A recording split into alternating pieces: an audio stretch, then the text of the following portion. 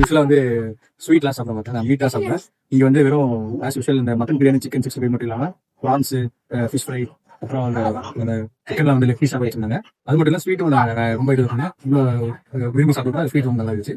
Overall வந்து quality வந்து நல்லா இருந்துச்சு. Use the team all the best. Please maintain. Thank you.